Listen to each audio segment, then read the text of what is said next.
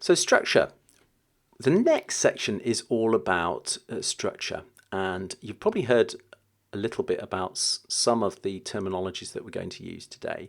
But structure, one of the biggest ways that we structure things on a website is through a concept called information architecture. And information architecture is just really all about how you can organize content on a page or on a website or on a product or a service.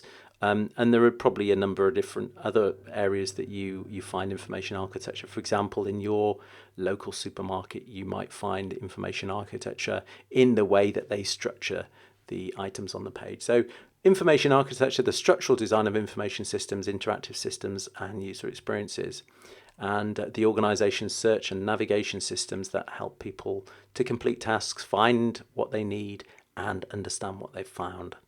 So that's pretty important.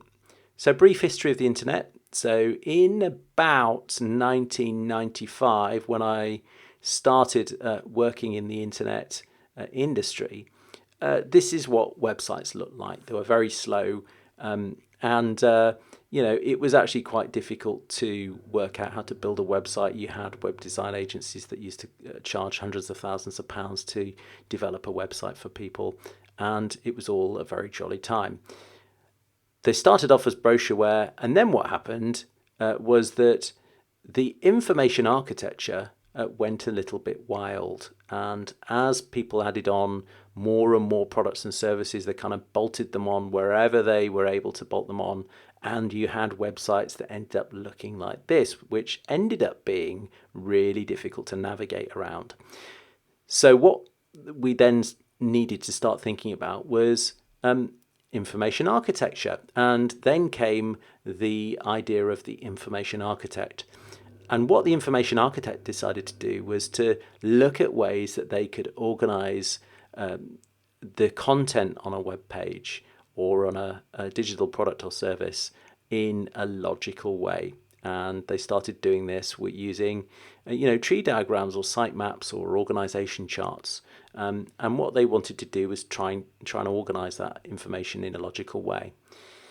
So then we had the whole idea of search engines. So before search engines, you always used to type in the URL, enter in the home page, and then you go to specific pages. But after search engines, what happened and what happens now is that maybe you produce an article content somewhere, and that article then gets picked up by a blog, or it gets picked up by someone else. So users can actually enter in any place on a website. So you've got this idea now of having to design user journeys or experiences based on a user potentially coming from any area of the site.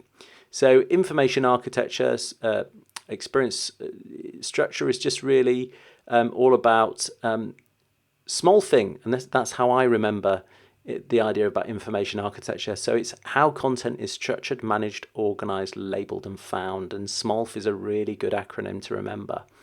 We need to identify key landing pages whenever we're thinking about information architecture design. We need to identify key elements that are required on each page for wireframing, and we need to identify how they're going to fit into the revised IA design. And then finally, we can start to think about how pages will need to be structured on the final page designs. And ultimately, what we're trying to do here is whenever we're designing that email, whenever we're designing that campaign, whenever we're designing a web page or a landing page or whatever it is you might be designing, we need to understand the content hierarchy. We need to understand where the sort of labels might fit on the page, how do people find their way around the website, and then we need to start thinking about how people might search their way around websites. And ultimately what we're trying to do is we're trying to connect people to the content. So that's really an intro to information architecture. I think we're going to actually go on now and discover a little bit about content and how we can pull all this information that we're starting to learn into a sort of more practical space. So hopefully that was interesting. We'll now go on to the next module.